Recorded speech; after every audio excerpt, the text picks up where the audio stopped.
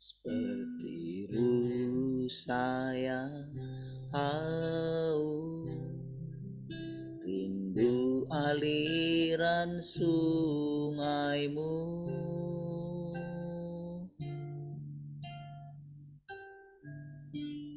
Hatiku tak tahan menunggumu.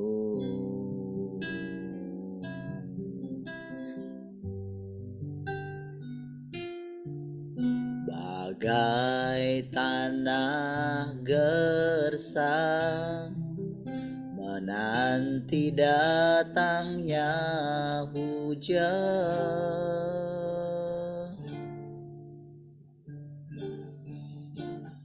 Begitupun jiwaku,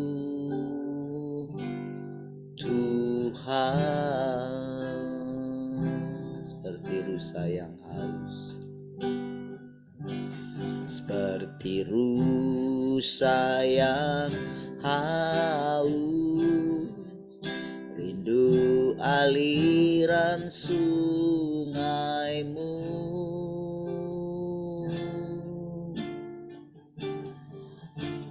Hatiku tak tahan menunggumu.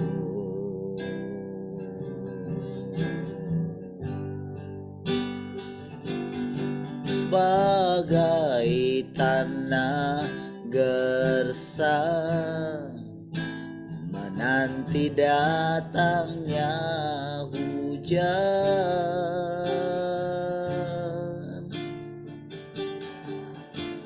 Begitupun jiwaku, Tuhan,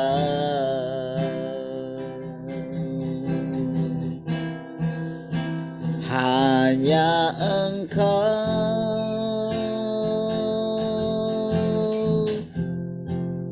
pribadi yang mengenal hatiku. Tiada yang tersembunyi bagimu. Seluruh isi hatiku Kau tahu, dan bawaku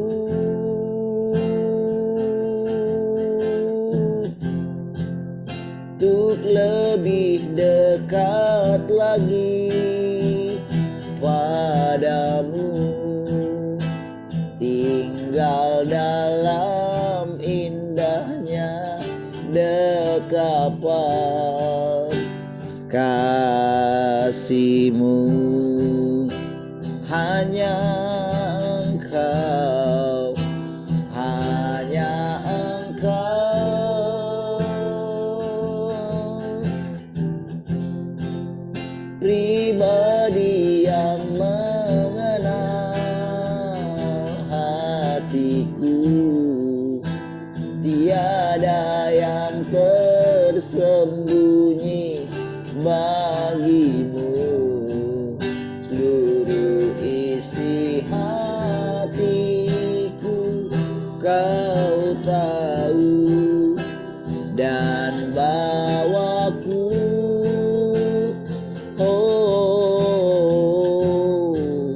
untuk lebih dekat lagi padamu, tinggal dalam indahnya dekapan kasih-Mu, tinggal dalam indahnya, tinggal dalam indahnya dekapan kasih-Mu, tinggal dalam indahnya, tinggal dalam indahnya dekapan kasih-Mu.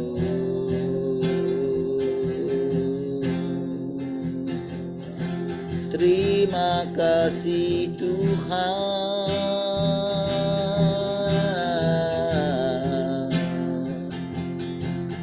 indahnya bersama-Mu Tuhan. Oh,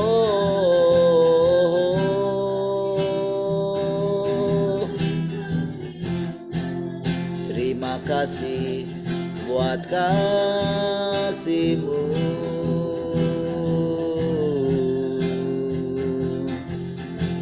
Haleluya,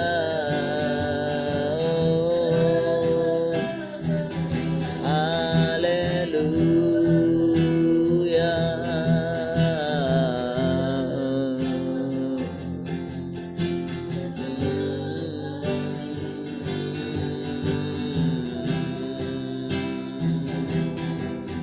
Haleluya.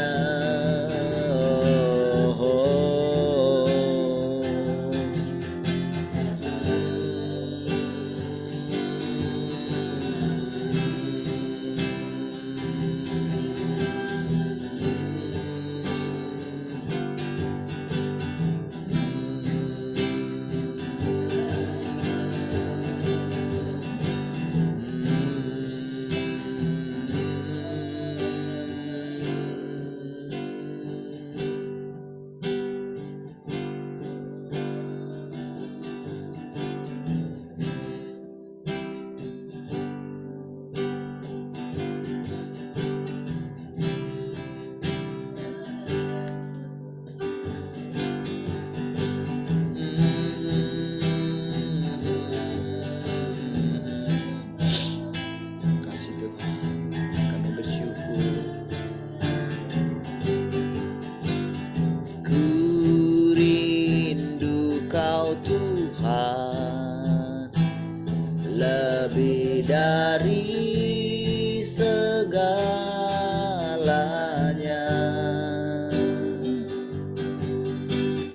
Ku cinta Kau Yesus, Kaulah dambaan hatiku.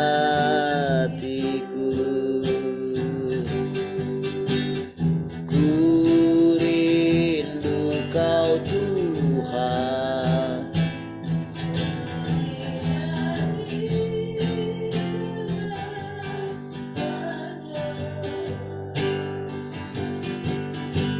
ku cinta Kau Yesus, Kaulah dambaan hatiku. Ku sembah Kau, ku puji Kau selalu.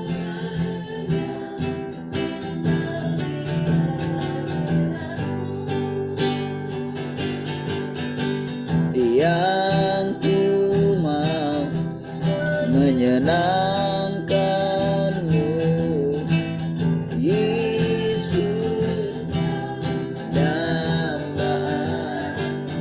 Ku sembah Kau, ku sembah Kau, ku puji Kau selamanya, tinggal di hadirat-Mu. Yang ku mau menyenangkan-Mu, Yesus Kau dambaan. Ku sembah Kau Tuhan, ku sembah Kau, ku kau selamanya tinggal di hadiratmu yang ku mau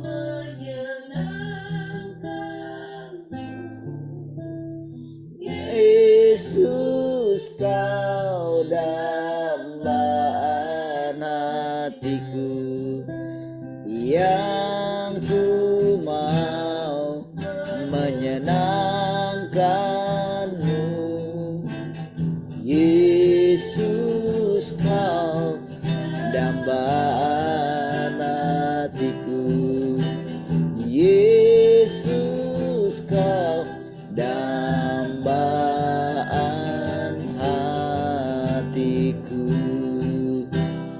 di hati inilah rumahmu di hati inilah baitmu dimanapun ku kan berada senantiasa kau pun ada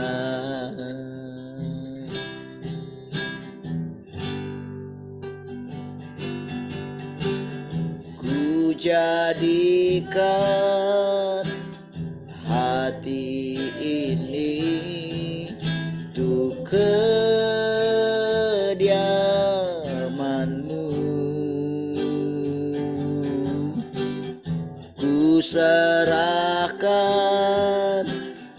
hidup ini untukmu Allahku di hati inilah rumahmu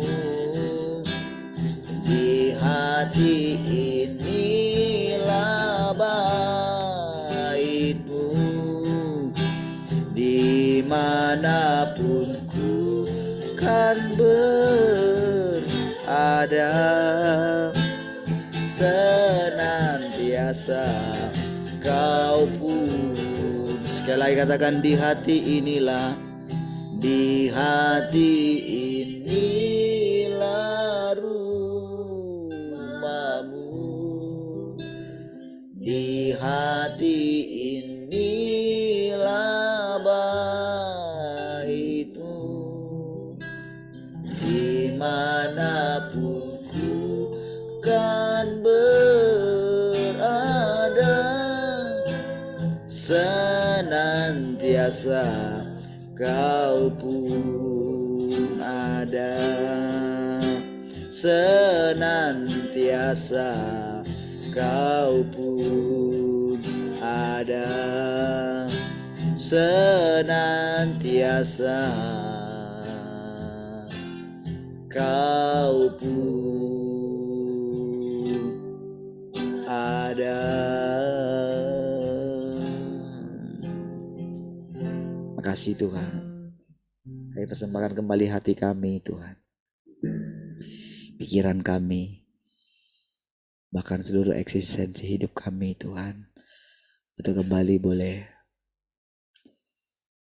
bersekutu dengan firman-Mu Tuhan. Kami menantikan Engkau, kami merindukan Engkau Tuhan. Terima kasih Engkau mentahirkan kami dengan perkataan-perkataan-Mu Tuhan. Kami merindukan Engkau Tuhan. Terpujilah Tuhan. Haleluya. Sama-sama katakan amin. Baik, puji Tuhan. Shalom semua, selamat pagi.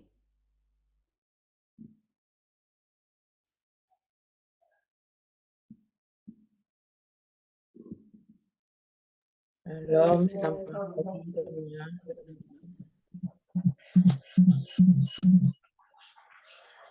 Salam, selamat pagi semuanya. Baik. Shalom, selamat pagi semua. Oh, belum hilang itu.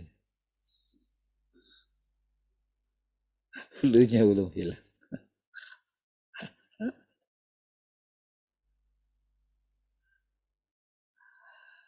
Shalom keluarga Glory, keluarga Tian, Pak Dedi.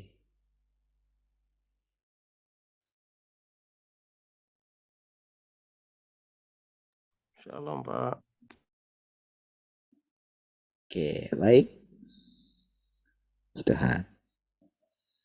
Oke, ada yang mau sharing pagi ini?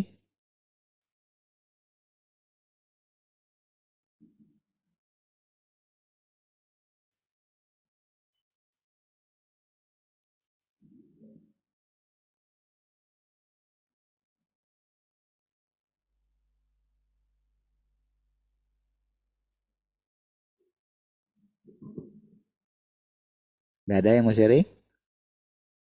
Oh iya, saya belum buka ini ya. Baik.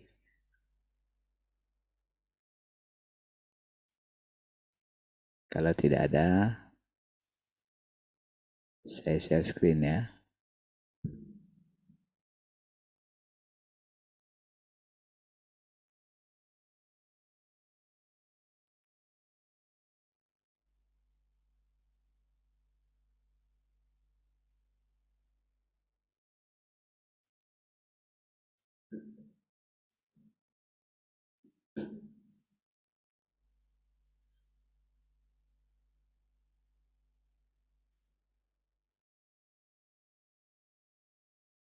Oke, mari kita lihat.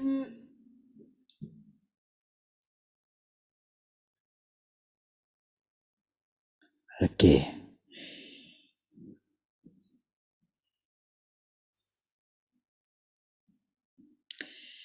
Dapatkah engkau dianggap sebagai warga kerajaan tanpa firman Tuhan yang berfungsi sebagai realitasmu?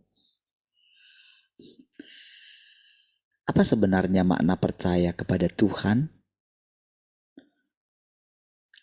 Orang-orang percaya di dalam Tuhan setidaknya harus berperilaku baik secara lahiriah.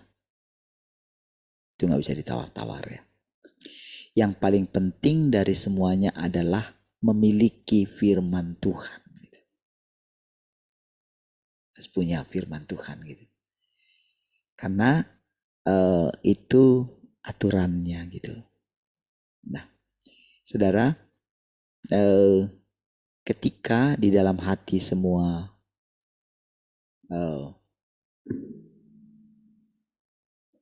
semua orang ada firman Tuhan ya, atau kalau di satu negara gitu, yang membuat negara itu menjadi kacau karena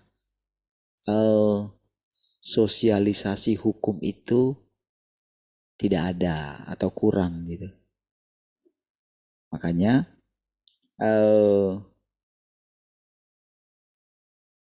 kalau itu ada gitu ya, maka harusnya memang tidak akan ada orang yang semena-mena gitu, atau memakai hukum untuk mengambil keuntungan gitu. Nah, di seluruh negara pasti ada hukum yang menuntun mereka gitu. Bahkan di seluruh komunitas pun ada aturan-aturan yang tidak tertulis gitu, yang diajarkan turun-temurun gitu. Sesederhana apapun gitu, pasti ada aturan-aturan gitu. Kalau orang-orang tua kita dulu ya ada pantangan-pantangan, ada petuah-petuah gitu. Nah, sama dengan ketika dikatakan kita akan memasuki kerajaan Allah gitu. Jadi di bumi ini ya, kalau kita istilahkan sorga itu roh gitu ya, alam roh gitu. Maka selama di bumi kita itu harus memiliki aturan-aturan di sorga itu. Aturan-aturan untuk hidup dalam kerajaan sorga gitu. Ya. Nah, semua aturan-aturan atau firman yang dibuat itu. Tadi kan kita bilang kalau itu aturan ya. Kalau firman itu berupa aturan. tata tertib gitu. Di sana ada hak dan kewajiban gitu. Ya. Nah, kalau saudara lihat di kitab Wahyu itu kan ada istilahnya. Mereka memperoleh hak untuk makan dari buah pohon kehidupan gitu. Ada istilah seperti itu ya. Jadi itu semua kan barang siapa menang katanya. Barang siapa menang. Ya. Barang siapa yang bertekun sampai kepada kesudahannya gitu. Jadi ada di sana generasi atau sekumpulan orang yang berbagai macam keadaan gitu. Ada yang dianiaya gitu. Ada yang berbagai macam lah gitu. Itu juga berbicara mengenai setiap generasi-generasi atau setiap zaman gitu. Ya. Nah, jadi tapi sekarang kan pengertian kita ketika Tuhan bukakan itu, singkapkan apa yang namanya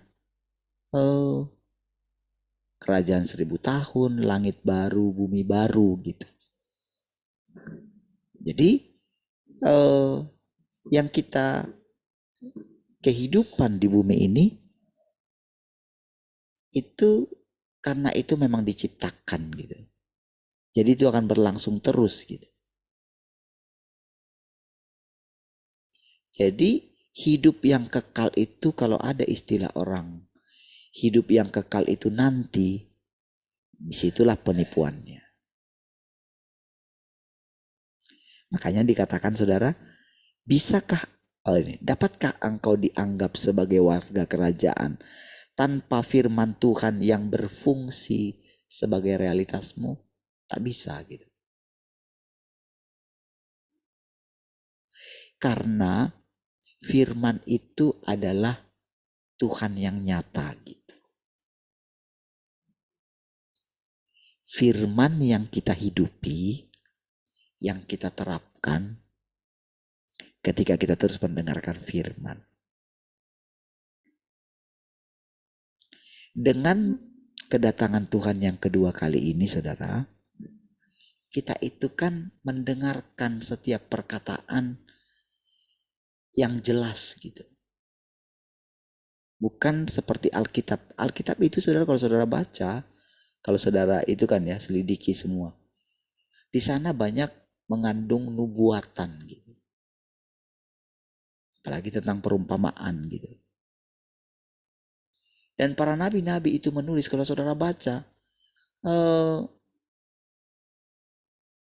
ketika umat manusia menjadikan tulisan-tulisan atau kisah-kisah itu menjadi Alkitab, jadi lahirlah interpretasi. Jadi di dalam Alkitab itu misalnya merupakan kisah yang dialami oleh orang-orang di masa yang lampau.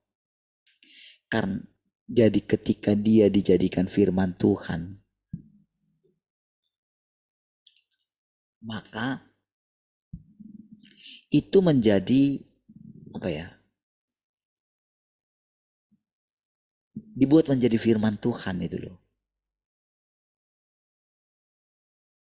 Tapi kalau sekarang itu saudara, kehidupan kita itu yang sedang kita jalani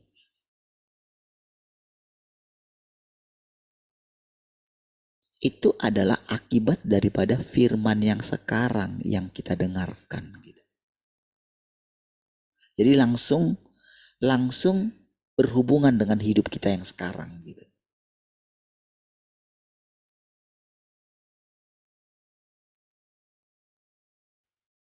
Jadi sehingga jadi ketika apapun yang dikatakan tentang firman itu, jadi ketika dikatakan kalau dulu kita itu selalu membayangkan Tuhan itu dalam imajinasi kita gitu.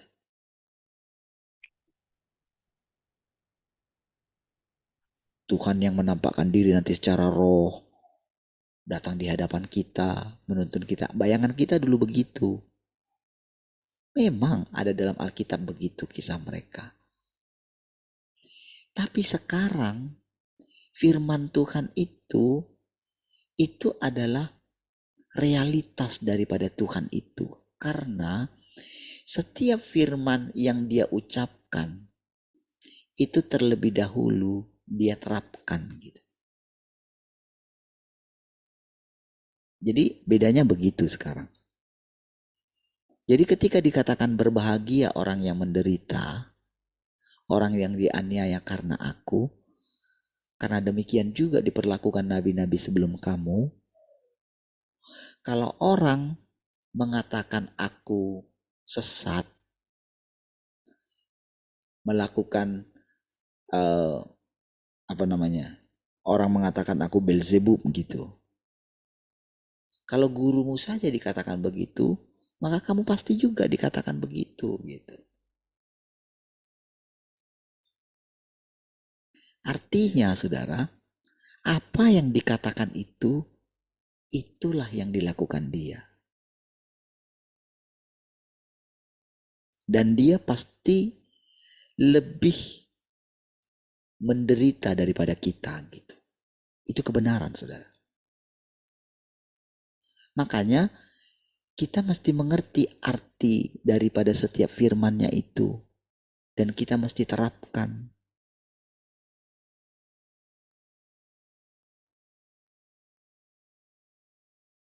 Jadi itu seperti satu persiapan, pemurnian bagi kita sebetulnya. Itulah pemurniannya. Bisa nggak kamu itu nggak bersungut-sungut gitu. Ketika melewatkan kita kan diperhadapkan dengan suami, dengan anak-anak, dengan istri, dengan orang tua, dengan mertua, semuanya, dengan kakak ipar, adik ipar, dengan teman kerja. Kalau yang anak-anak dengan teman sekolah, semua diperhadapkan dengan keadaan. Di kota kita dengan pemerintahan di kota kita, di bangsa kita dengan pemerintahan di bangsa kita.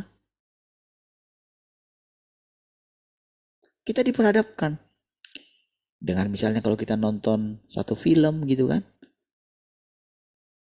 Nggak ada yang secara kebetulan ketika kita saksikan itu. Apa yang timbul dalam pikiran kita?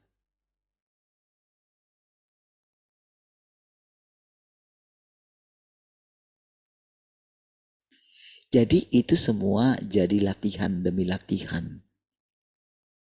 Jadi makanya menjadi nyata gitu.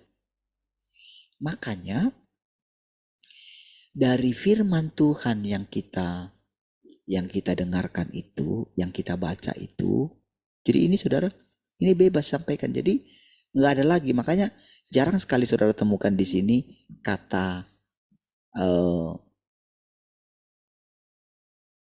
tidak terlalu menonjolkan nama Yesus lagi. Tapi dia sudah wanti-wanti. Tuhan yang Maha Kuasa itu sama dengan Yesus. Sama dengan Yehova, dengan Yahweh. Dan itu juga adalah Tuhan itu sendiri. Jadi hal-hal yang itu, hal-hal doktrin mengenai Tritunggal segala macam tidak terlalu dibicarakan di sini. Yang dibicarakan itu kehidupan. Yang dibicarakan itu adalah bagaimana mengalami Tuhan yang nyata. Saya sudah tidak bosan-bosan mengatakan ini saudara ya. Karena saya merasa sudah berkali-kali saya katakan gitu. Tetapi setiap kali mengucapkannya saudara, selalu ada yang baru di hati saya gitu. Walaupun kata-katanya sama gitu. Jadi disitulah kita mengerti bahwa dari dalam tahtanya Tuhan katanya mengalir sungai kehidupan. Itu kan gambaran. Langsung kan tercipta di sini kan, kita bayangkan ada tahta, lalu keluar air dari situ gitu kan. Tapi realitasnya, paling pun kalau orang melihat penglihatan seperti itu kan diimajinasi saja. Ngalami enggak? Atau bagaimana itu kita mengalaminya? Itulah yang disingkapkan kepada kita. Sehingga benar-benar kita mengalami aliran sungai kehidupan itu gitu loh maksudnya. Ketika kita sudah mulai menjadikan Tuhan bertakhta di hati kita. Artinya tahtanya kan menjadi ada di sini gitu loh. Jadi itulah yang membuat sungai kehidupan itu mengalir. Makanya dikatakan, jagalah hatimu dengan segala kewaspadaan. Karena dari dalam hatimu akan mengalir aliran-aliran air hidup. Itu. Lalu Tuhan mengatakan, marilah kepadaku yang letih, lesu, dan berbeban berat. Mari. Atau dikatakan di ayat yang lain, mari yang lapar dan haus. Yang haus, marilah ke sini. Engkau akan minum. Dan engkau tidak akan haus lagi, katanya. Jadi, ketika kita itu lapar dan haus akan firman Tuhan, ketika kita itu mencari kebenaran,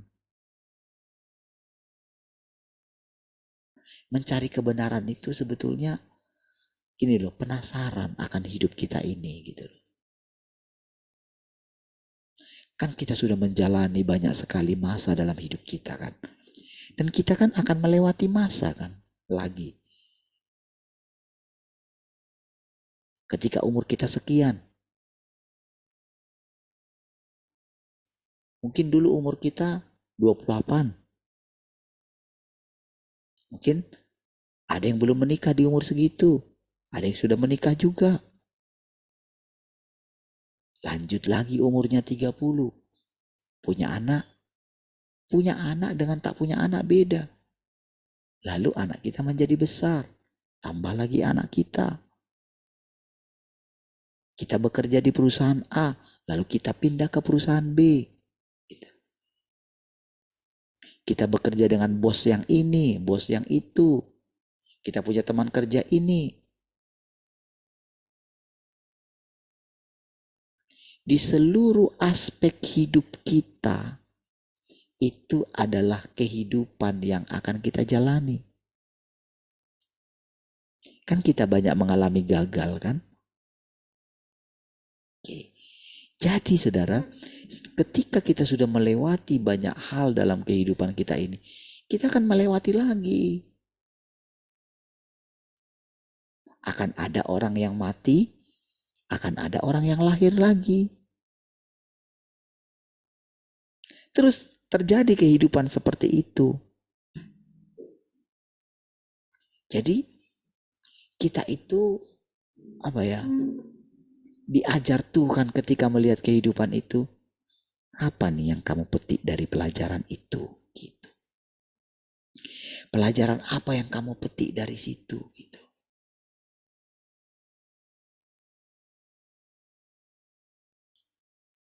Coba lihat. Apakah engkau melihat kesabaran Tuhan? Apakah engkau melihat ketekunan Tuhan? Bagaimana dengan hidup?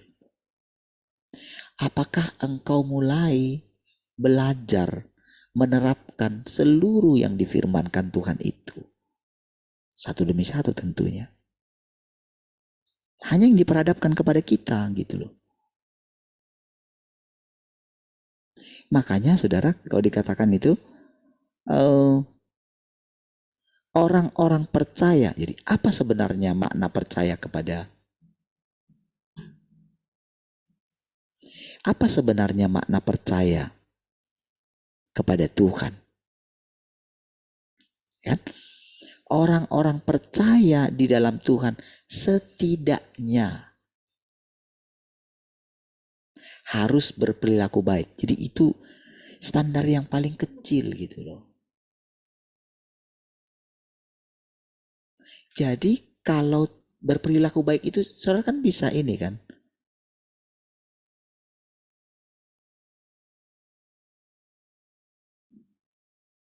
Jadi kan ada banyak sekali saudara hal-hal kecil gitu yang harusnya sudah menjadi lifestyle kita gitu loh. Jujur gitu. Apa adanya gitu.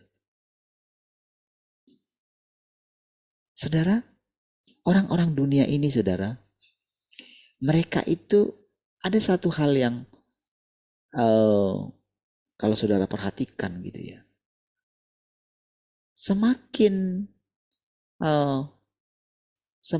orang itu pintar, justru semakin ini mereka saudara, semakin ribet hidupnya. Semakin dia berkuasa gitu, dia itu jadi susah ditebak gitu, jelimet gitu. Jadi orang pikir, oh gaya politiknya si orang ini kayak gini gitu. Lah, jadi politik itu, jadi mereka bilang itu seni gitu. Enggak, itu kebohongan gitu. Jadi kalau di luar dia nampaknya baik gitu, tapi aslinya tidak seperti itu membohongi dirinya gitu. Nah, jadi standar orang percaya bukan hebat manggil nama Tuhan gitu. Bukan fasih dalam memanggil nama Tuhan. Makanya kan orang-orang beragama itu kan mengatur nada bicara gitu. Ketika mereka berkhotbah itu mereka buat dirinya seagung mungkin gitu. Makanya orang kalau misalnya saudara ini kan mendengarkan firman Tuhan audio itu, kan itu akan dibuat suaranya itu seolah-olah gimana gitu.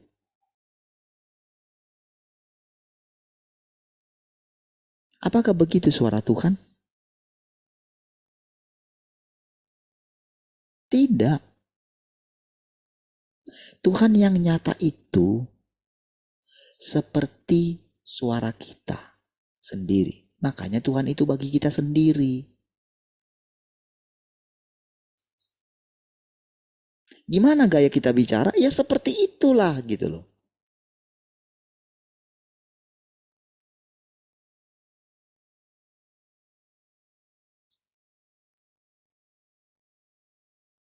Kalau misalnya kita sering bilang, kamu ini memang bandel gitu. Kira-kira seperti itulah Tuhan yang akan bicara di hati kita gitu.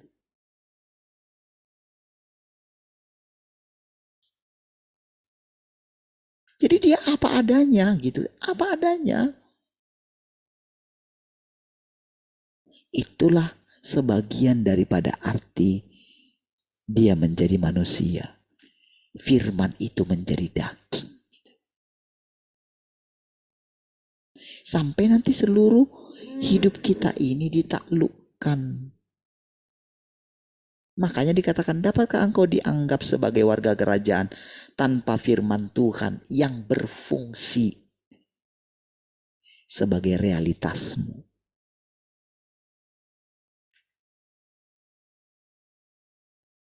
Ketika misalnya dikatakan, aku mengenal engkau, aku mengetahui apa yang ada di dalam hatimu. Tak ada yang tersembunyi di hadapanku. Nah, apa respon kita terhadap perkataan itu?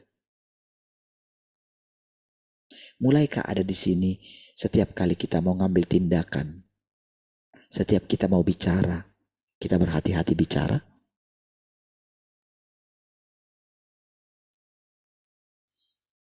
Ketika dikatakan begini, manusia itu sudah dirusak oleh iblis. Tidak ada satupun yang mengasihi Tuhan. Itu kan firman Tuhan yang kita baca. Walaupun di dalam Alkitab itu ada, tetapi tidak begitu ditekankan. Para pengajar-pengajar yang sekarang itu, seringnya itu, dia itu menutupi semua itu loh, mengkamuflasekan gitu. Sementara firman Tuhan yang sekarang menyasar kita terus gitu loh. Itu yang kadang buat orang jengkel terhadap saya gitu.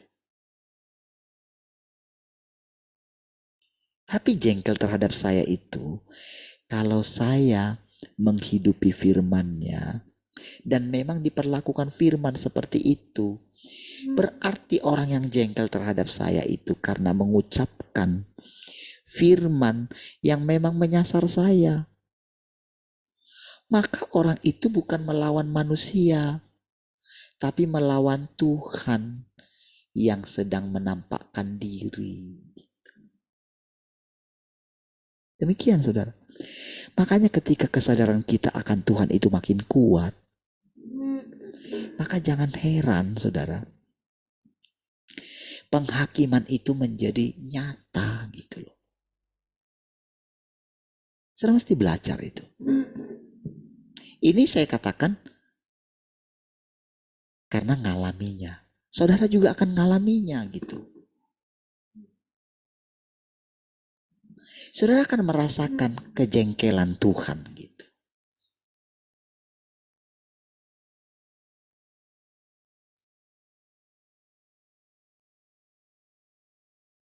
Jadi kita tidak akan bisa dianggap sebagai warga kerajaan.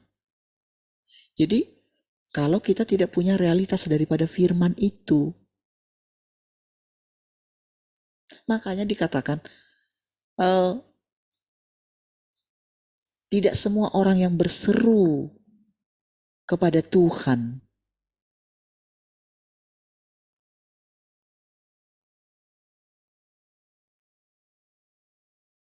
akan masuk ke dalam kerajaannya.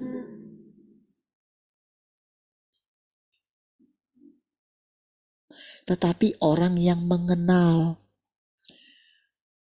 Tuhan akan bilang, enyahlah daripadaku, hai kamu pembuat kejahatan. Itu dianggap pembuat kejahatan.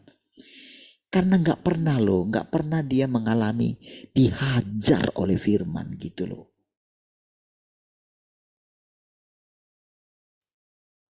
Saudara, kan apa yang membuat kita itu berani? Apa yang membuat saya berani meninggalkan tidak lagi melakukan mujizat-mujizat gitu. Kayak seperti ketika kita melayani pelayanan ke kampung-kampung dulu. Kita melihat mujizat kok. Ketika pertama-tama kalau saya ingat ketika saya keliling di Batam ini dulu gitu. Kemana saja saudara melihat mujizat gitu. Tapi ketika Tuhan mulai bicara, ketika saya sebelum guru kita meninggal, saya diizinkan untuk berbicara dari hati ke hati kepada beliau gitu. Gimana? Saya tanya semua satu-satu muridnya. Yang menurut saya yang paling baik. Hampir boleh saya simpulkan. Tidak ada hasilnya.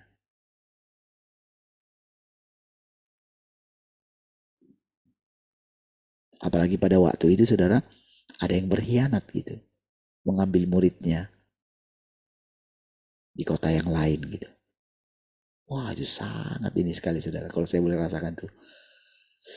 Sangat apa ya. Kayak dikhianati gitu.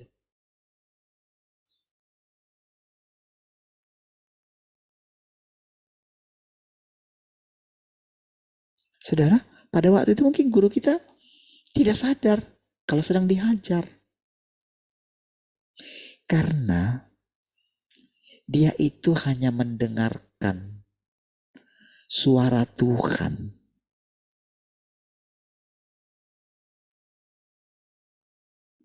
menurut versinya dia. Gitu. Jadi sekalipun dia mendengarkan tentang aku baru mengeluarkan engkau dari neraka gitu, itu apa ya, tidak teruji perkataan itu gitu. Karena dia selalu mengandalkan, masih gini saudara, perspektifnya itu masih roh gitu. Makanya nanti saudara akan menemukan dalam bagian firman Tuhan, kalau dia masih melakukan dengan roh, maka kita semua pasti binasa. Akan ditipu oleh iblis. Itu masalahnya. Inilah yang tidak disadari oleh teman-teman kita karena tidak mendengarkan firman Tuhan ini. Gak belajar. Gak melihat perkembangan di zaman apa kita sekarang. Gitu. Jadi pasti akan binasa. Kan kita sudah ngalami dulu. Cobalah bandingkan sekarang. Apakah saudara masih mengalami peristiwa-peristiwa roh yang kemarin? Masih enggak? Coba rasakan rumah saudara sekarang. Ada enggak perasaan-perasaan kayak roh-roh yang dulu itu? Masih ada enggak? Enggak ada kan?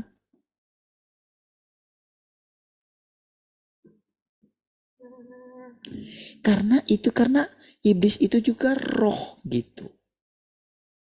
Orang-orang mati itu pun roh gitu. Yang mati penasaran kan itu roh semua gitu loh. Tinggal di situ dia. Makanya dikatakan akan binasa. Makanya dulu kita familiar sekali dengan misalnya ketika mereka misalnya mengalami stroke misalnya. Kita tanya, ada nggak di antara orang tuamu, keluargamu yang ini? Iya, baru kemarin itu. Saya ke kuburan, abang saya mati kayak gini, itu saya mati kayak gini misalnya kan. Oke, begitu kita katakan, oke aku pisahkan sekarang. Terjadi memang.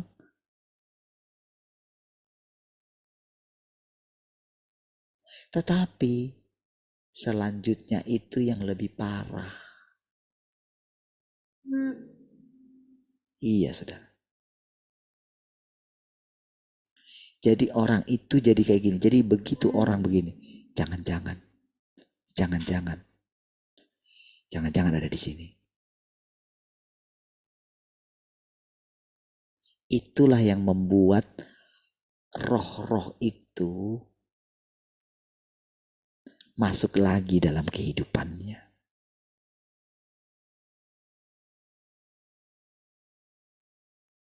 Makanya sekarang saudara, firman itu, jadi perkataan itu harus menjadi nyata dalam hidup kita gitu, menjadi realitas.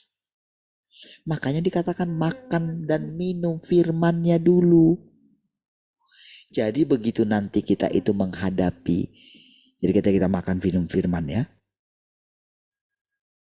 kita mengejar ketertinggalan kita gitu. Jadi waktu kita makan dan minum itu, sebelum kita menerapkan, jadi sudah ada di sini hidup gitu loh. Apalagi kita menerapkannya, hidupnya makin berlipat-lipat gitu loh. Jadi pelajaran kita dalam hidup ini, itu kayak kita itu belajar, boleh dikatakan kita itu sekolahnya itu 24 jam satu hari.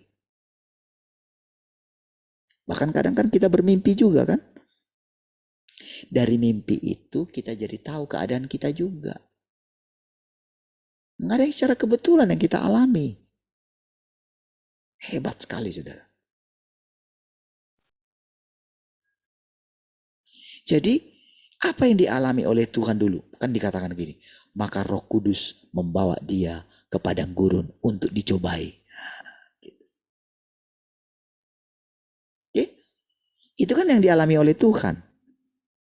Lalu kita itu kan ceritanya ketika kita menerima Tuhan yang Maha Kuasa ini, Tuhan yang berinkarnasi ini dalam hati kita, artinya kita menerima firman-Nya kan, menjadi realitas dalam hidup kita kan.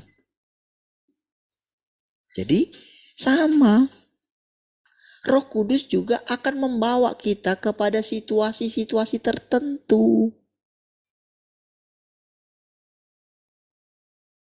Disitulah kita mengalami ujian demi ujian. Nah, kalau kita dengan tekun, kita makan firman, kita menantikan Tuhan. Oke? Kita lakukan itu semua kan? Kita menerapkannya walaupun sulit. Maka kita pasti akan mengalami dampak daripada yang kita hidupi gitu. Pasti. Jadi harus berubah gitu, paradigma kita jadinya berubah gitu lewat yang kita alami setiap hari gitu loh. Jadi yang setiap hari itu menjadi satu realitas gitu. Jangan bodoh gitu. Jangan lamban gitu.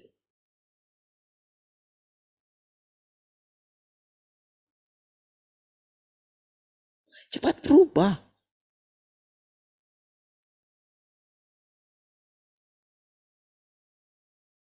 Jadi sekarang kehidupan Tuhan yang berinkarnasi itu artinya kita diajar Dia. Dia itu jadi hidup di dalam kita. Apanya yang hidup? Firman-Nya.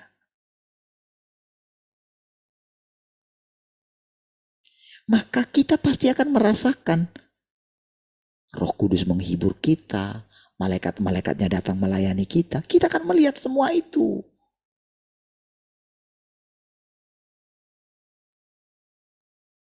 Karena sekarang yang sedang kita hidupi adalah Tuhan yang sudah datang. Makanya dikatakan ketika aku dalam penjara, ketika aku sakit. Itu kan semua keadaan yang kita alami. Ketika kita miskin, ketika kita gak punya pakaian. Apa yang kita lakukan kepada orang lain, kan itu seperti kita lakukan untuk Tuhan. Artinya apa? Kan katanya Tuhan dalam kita. Berarti apa yang kita lakukan kepada orang lain, kan kita lakukan untuk diri kita sendiri. Betul nggak?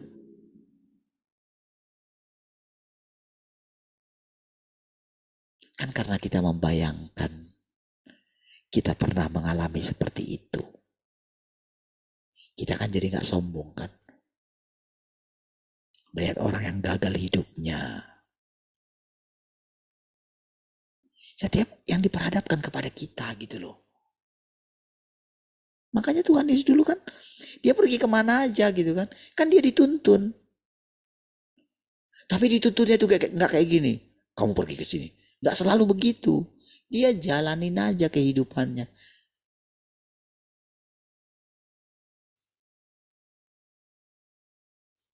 Semua jadi perjalanannya setiap hari itu.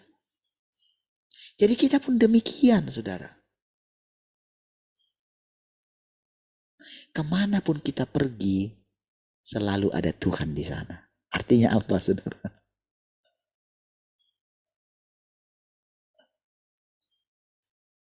Kita akan berjumpa dengan Tuhan setiap hari. Artinya apa?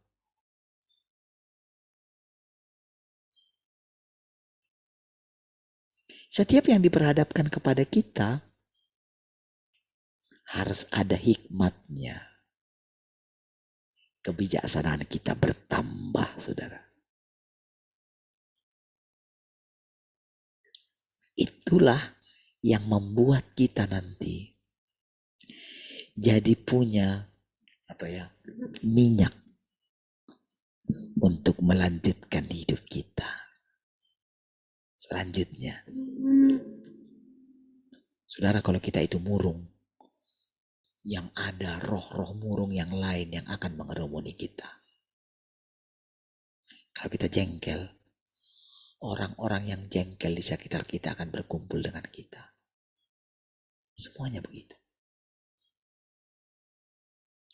Tapi kalau engkau mulai hidup seperti firman Tuhan, maka hidup daripada firman Tuhan itu akan berlimpah bagi saudara. Itulah minyak saudara. Itulah yang membuat engkau masuk dalam kerajaan 1000 tahun. Itu loh. Jadi ibaratnya kita itu setiap hari itu kayak diperbaiki terus gitu. Yang rusak-rusak, yang sudah mati dalam hidup kita, komponen-komponen yang sudah rusak dalam hidup kita diganti satu demi satu. Sampai kita ini bisa terus melanjutkan hidup kita. Iya. Itulah gambarannya. Dan itulah arti daripada mengenal Tuhan. Jadi mengenal Tuhan gak boleh doktrin aja. Gak ada guna. Ada gunanya paling, oh gitu ya. Tetapi kalau kita tidak mengalami realitasnya, gak akan bisa. Jadi ini yang membuat nanti saudara, kapan aja gitu ya. Ketika saudara sepanjang hari itu misalnya saudara menghadapi satu yang membuat hati saudara sedih ya. Yang membuat hati saudara misalnya kayak tawar hati gitu ya. Kan banyak hal yang membuat kita, anak-anak kita lah. Banyak gitu. Rasanya kita capek gitu. Nah, ketika engkau dalam keadaan gitu, engkau bilang begini dalam hatimu. Sekarang aku mau berdoa. Praktekin gitu. Berdoalah gitu. Tapi kan engkau tidak tahu memulainya dari mana kan. Apa yang mau kau ucapkan gak tahu kan. Bersandarlah gitu. Ngomonglah kayak gini. Keadaanmu. Kalau engkau tidak tahu apa yang mau kau ucapkan, bilang aja kayak gini. Roh Kudus. Ngomong aja kayak gitu. Roh Kudus gitu. Tahu Tuhan gitu. Gak tahu kan mengucapkan apa-apa. Kita tenangkan hati kita.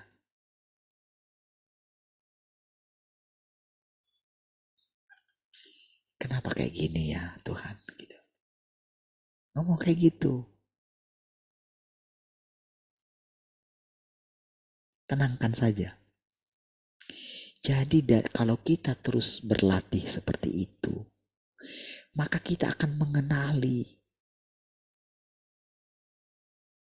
ada gerakan-gerakan Roh Kudus di dalam hati kita gitu. Kita akan merasakan satu kehidupan. Ditandai dengan apa kehidupan itu? Tiba-tiba dia akan firmankan. Bukankah engkau pernah mendengarkan perkataan ini? Atau misalnya sepanjang hari itu ada satu kata yang diucapkan orang mungkin yang rasanya engkau kayak tak gitu.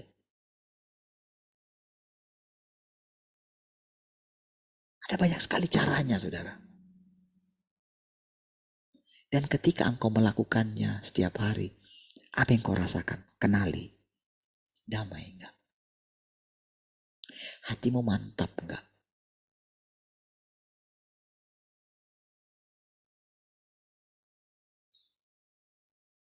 Latih seperti itu terus gitu. Latih. Jadi dia itu kayak gini loh.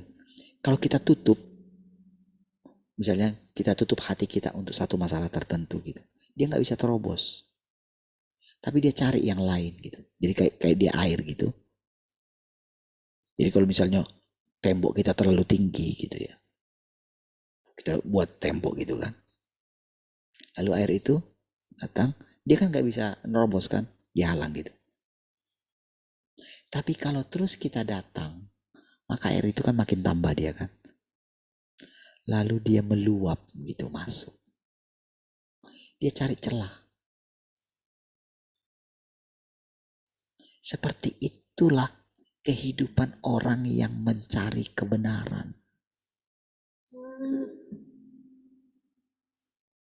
Memang firman Tuhan katakan kita rusak.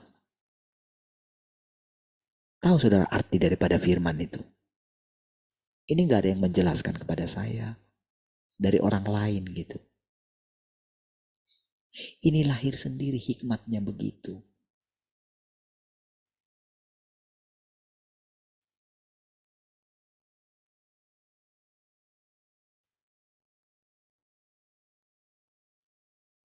Jadi firman itu muncul dengan sendirinya. Karena di dalam diri kita.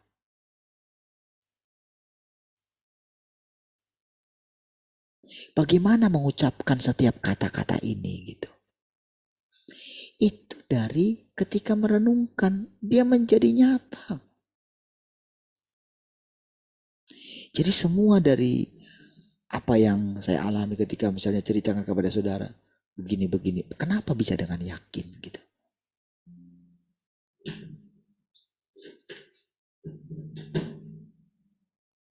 Kenapa bisa dengan yakin menceritakan itu semua? Karena ini loh, paradigma jadi berubah. Oh ternyata kan aku ini kan manusia. Aku ini kan daging. Berarti kan firman Tuhan yang aku dengar itu sekarang dia menjadi nyata, menjadi daging. Artinya menjadi daging apa ya? Itu menjadi realitas dalam hidupku. Siapa yang ngajarin? Hikmat kita. Kenapa bisa terjadi seperti itu? Karena kita mau belajar. Karena kita sudah lagi tidak dipermasalahkan dengan masalah penghidupan. Kita tidak terlalu memikirkan. Karena sudah kuat. Ingat ya, jangan khawatir ya. Ingat ya. Tapi ada pelajaran lain lagi. Ketika engkau hanya memikirkan dirimu sendiri, maka engkau akan mengalami kekurangan terus. Atau ketika engkau tidak tidak belajar berhikmat,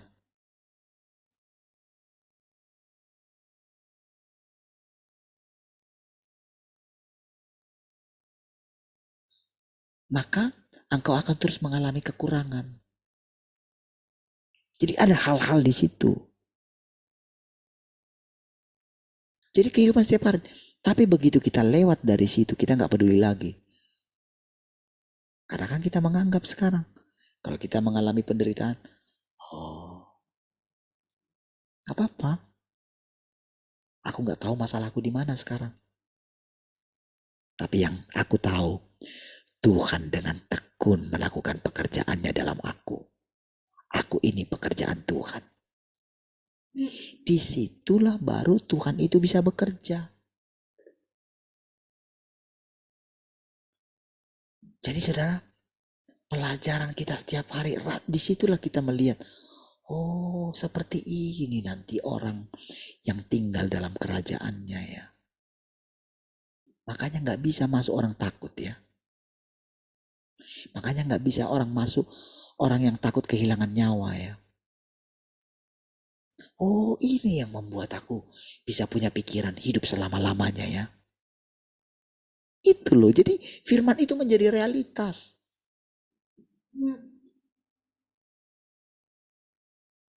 Oh ini nanti yang membuat seseorang itu bisa bangkit ya. Dari antara orang mati ya. Oh arti daripada kebangkitan yang sebenarnya itu ini ya sebetulnya ya. Oh ini artinya di mana tubuh kita ini diubahkan menjadi tubuh kemuliaan ya. Menjadi tubuh yang tidak dapat mati ya. Ini loh pikiran kita itu berubah. Karena paradigma kita berubah.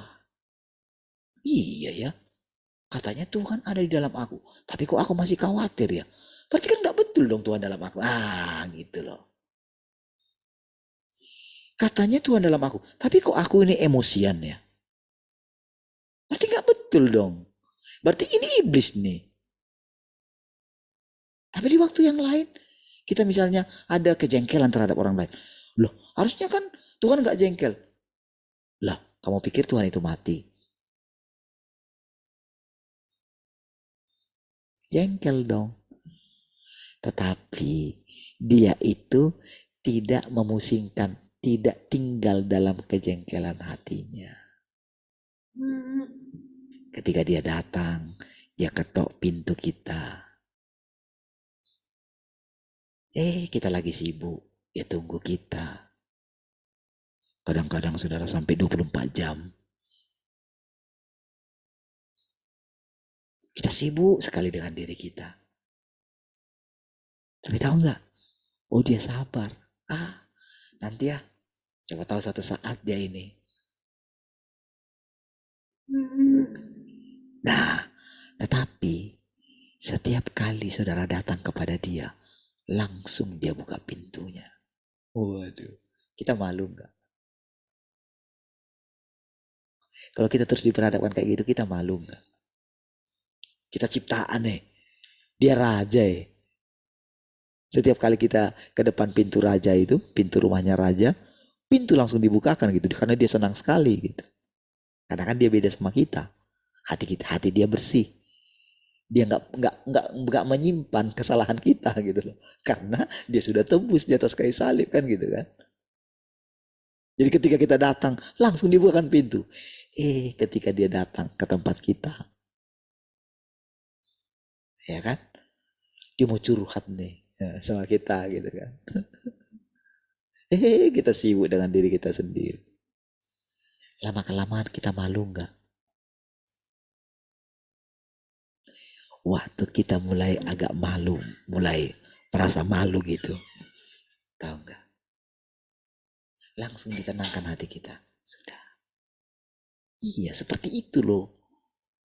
Makanya Tuhan itu kalau kita terus bisa membayangkan, kan itu sesuai firman semua, karena dia pencipta, dia kudus, dia sukacita, dia tenang, dia damai. Makanya dikatakan pikirkan semua itu.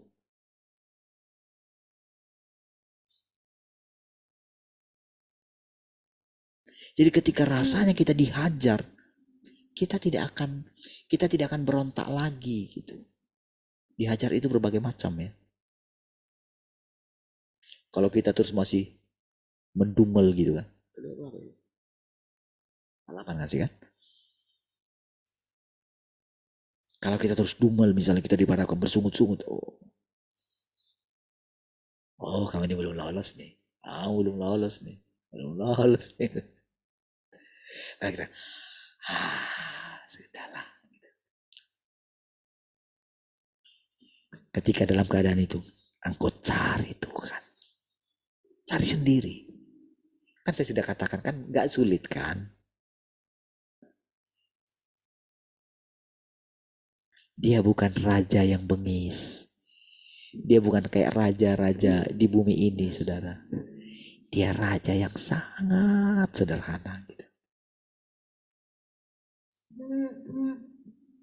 Pintunya selalu terbuka untuk orang yang datang dengan hati yang suci. Iya. Langsung kita merasakan ketenangan. Gitu. Tuhan.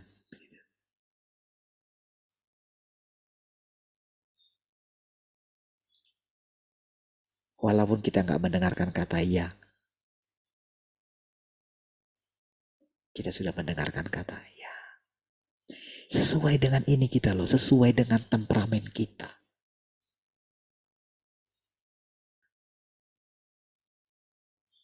Dia ngeflow gitu. Hebat sekali. Itu artinya dia menjadi daging, saudara. Menjadi seperti saudara. Tapi hakikatnya dia berbeda dengan saudara. Berbeda. Wataknya itu gak berubah. Watak kita berubah-ubah. Wataknya gak berubah.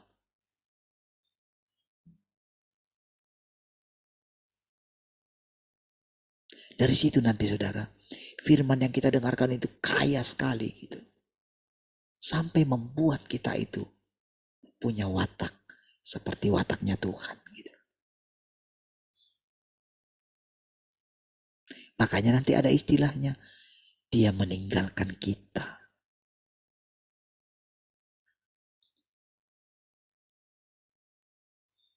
Oh, itu satu kepuasan. Makanya dikatakan kan, ada seorang apa namanya, apa itu, pengusaha kan, yang dimana dia itu sebelum dia pergi dia meninggalkan dulu, memberikan kepada mereka talenta-talenta gitu kan. Lalu dia pergi jauh, kan gitu kan. Lalu dia datang kembali, dipanggil lah gitu.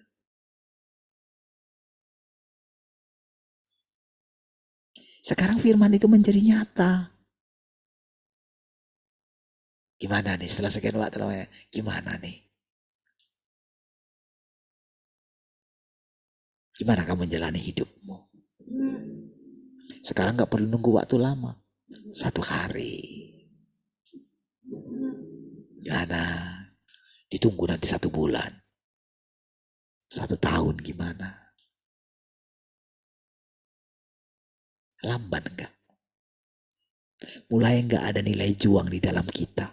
Hikmat kita bertambah gak? Kita bisa menghasilkan minyak sendiri gak? Kita sudah lewat gak dari bersungut-sungut dari apa gitu. Itu akan dilihat. Jadi lihat kan, baru kita belum masuk ke yang berikutnya, sudah habis waktu kita. Hanya dengan menerangkan kata-kata ini. Coba lihat dalamnya, padahal 1 kalimat kan. Dapatkah engkau dianggap sebagai warga kerajaan tanpa firman Tuhan yang berfungsi sebagai realitasmu? Coba lihat penjelasannya, panjang sekali. Dan walaupun nanti kita ulangi lagi nanti, bisa penjelasan lebih panjang lagi dari yang sekarang. Itulah artinya hidup yang berlimpah-limpah. Ya.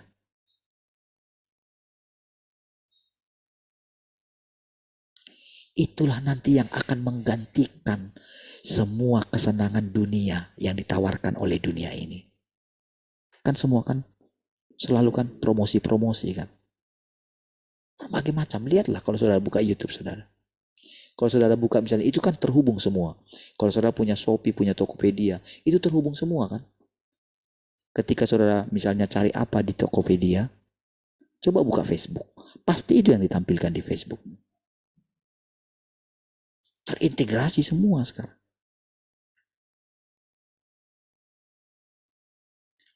Bagaimana caranya Tuhan menggantikan semua itu?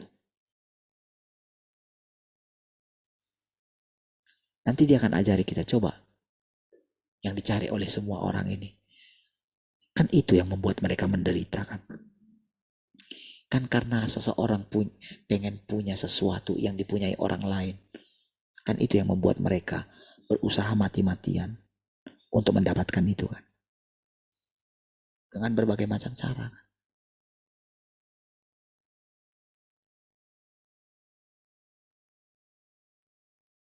Bagaimana Tuhan menggantikannya? Aku lebih daripada semua itu. Coba kamu renungkan. Kenapa aku Tuhan yang punya segala sesuatu ini? Aku bisa tinggalkan tahtaku itu. Kenapa? Disitulah iblis dipermalukan. Karena dia sangat iri dengan apa yang kupunya. Ya. Dia coba ingin membinasakan anakku. Itu sebetulnya sedang membinasakan aku. Apakah dia bisa? Dia ingin mencobai aku. Apakah bisa? Fair ya, fair ya. Oke, silahkan. Sampai berhasil dia hasut manusia untuk menyalibkan Tuhan Yesus. Ya kan? Oh, rasanya itu udah gimana gitu. Gimana nih? Dia hadapi. Dia berdoa di Taman Getsemane. Iblis tahu, iblis tahu. Pikiran iblis, dia tahu kalau itu Tuhan. Dia tahu. Iya. Ada hal-hal yang bisa dilakukan dia. Dengan menampar dengan ini sampai menyalibkan dia. Oke, silakan nih. Udah puas kamu kan?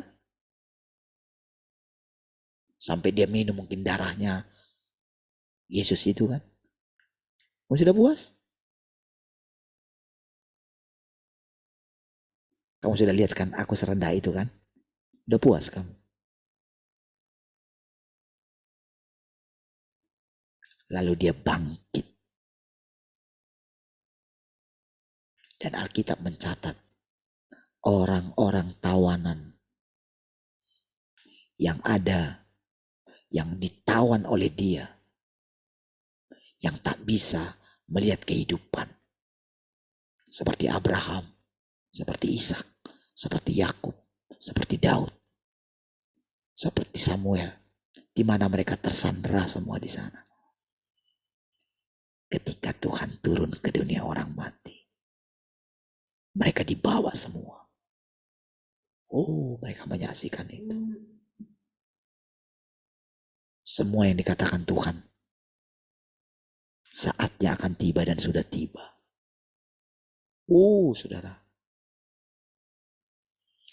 Satu kekalahan yang sangat luar biasa. Sama, saudara.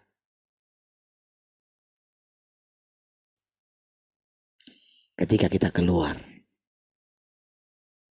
dari mungkin tempat yang nyaman dulu, mungkin mereka akan coba gini. Coba kita lihat, mampu gak dia bertahan hidup? Coba kita lihat, sampai di mana? Ya kan? Ketika rasanya kita pada titik yang paling rendah. Kalau saya ingat itu ya. Iya. Rasanya saudara kalau mau kembali ke situ rasanya. Malunya gimana gitu.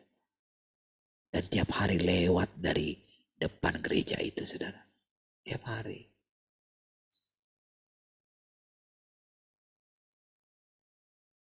Tapi waktu berlalu. Saya sakit, istri saya sakit, anak-anak saya sakit. Mereka tahu semua. Mungkin rasanya mereka bilang terkutuk. Oke. Tapi satu hal dalam hati saya. Tuhan belum selesai dengan saya. Itu saudara perjalanan hidup kita. Orang akan lihat. Tapi tahukah saudara, siapa yang hidup dalam kita? Firman yang kita percayai kan? Kan karena saya percaya suara yang saya dengarkan. Kan karena Tuhan buat saya gak nyaman di tempat yang nyaman itu kan. Kan karena saya merasa gelisah kan. Makanya saya keluar dari situ. Sekarang saudara, kalau saya pengen bertemu misalnya dengan orang-orang itu, entah siapapun mereka, saya lebih punya kehidupan daripada mereka. Iya.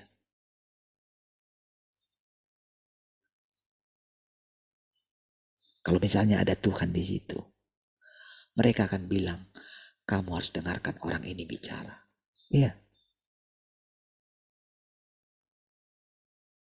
Engkau akan mendengarkan perkataan-perkataanku dari mulutnya dia. Iya, kira-kira seperti itu loh saudara. Tapi walaupun demikian kita Tuhan angkat begitu. Kerendahan hati yang kita miliki itu makin lama makin kuat.